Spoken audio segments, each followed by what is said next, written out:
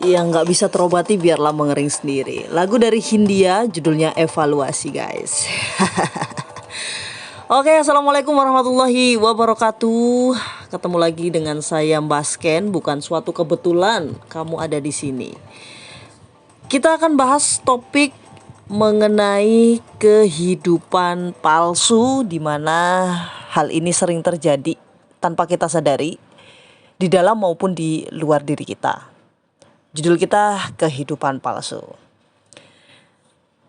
Tanpa kita sadari, perlahan-lahan kita itu tenggelam dalam kehidupan palsu.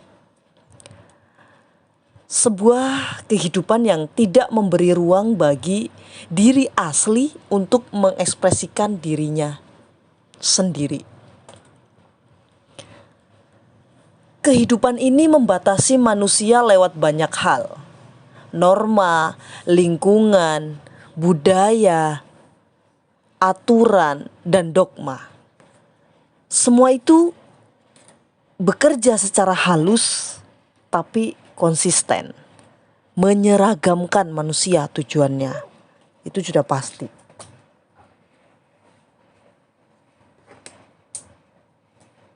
Setiap orang dipaksa masuk ke cetakan yang sama.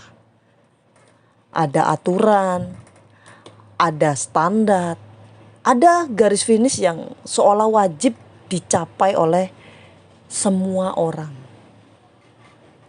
Ini kan gila gitu. Padahal setiap manusia lahir dengan bibit dan desain kehidupannya sendiri. Namun bayangkan, bibit yang berbeda-beda ini dipaksa tumbuh dengan bentuk yang sama. Dan yang paling ironis adalah kita tidur dan tidak menyadari bahwa itu sedang terjadi. Buktinya apa? Buktinya sederhana. Sejak sekolah nih, ada nilai minimum yang harus dicapai. Artinya apa? Setiap anak harus memiliki kemampuan yang sama. Lalu di mana penghargaan terhadap keberagaman? Atau itu hanya sebuah slogan? Omong kosong. Ya kan?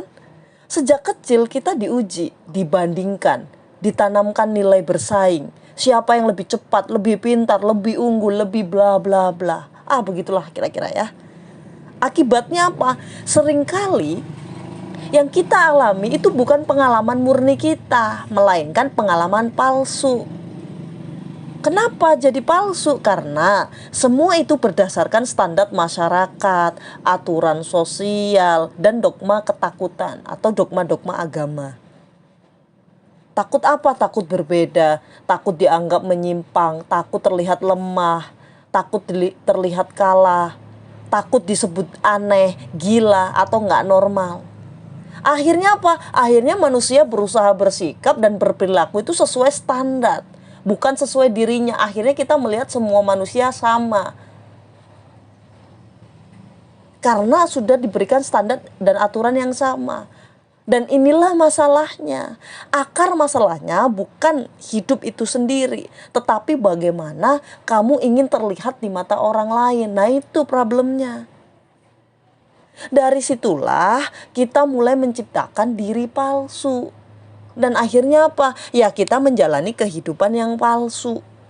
Setengah mati nih kita berusaha menjadi sesuatu. Bahkan sampai membohongi diri sendiri. Lama-kelamaan kita lupa, bahkan tidak tahu lagi siapa diri kita sebenarnya. Keasliannya pun hilang. Lalu apa yang sebenarnya terjadi? Ya sebenarnya kita tidak terjadi apa-apa juga. Tapi dampaknya sangat jelas. Kebahagiaan dari pencapaian pun menjadi palsu. Kenapa? Karena ketika sudah sesuai dengan standar masyarakat, rata-rata manusia tetap tidak bahagia. Sebab apa? Yang hidup itu bukan dirinya yang asli. Yang dijalani hanyalah ilusi. Bayangkan saja, kamu lahir dengan bibit bunga mawar. Namun seumur hidup kamu disuruh menjadi kaktus. Tersiksa kan? Ya jelas. Jangan tanya ke aku. Coba tanya dirimu sendiri yang paling dalam. Siapa diriku sebenarnya? Belajarlah berani. Belajarnya jujur pada diri sendiri. Berhenti menjadi apapun dan siapapun yang distandarkan oleh orang lain. Mulai hidup dari kejujuran. Berhentilah pura-pura. Karena aku tahu, dalam kesendirian, kamu bisa menangis sejadi-jadinya. Marah semarah-marahnya, capek secapek-capeknya. Lalu kamu berkata gitu dalam dirimu sendiri, aku gak boleh capek, aku harus kuat. Aku gak boleh marah, aku harus sabar. Jangan jawab ke aku. Rasakan, sadari kalimat yang sedang kamu baca ini.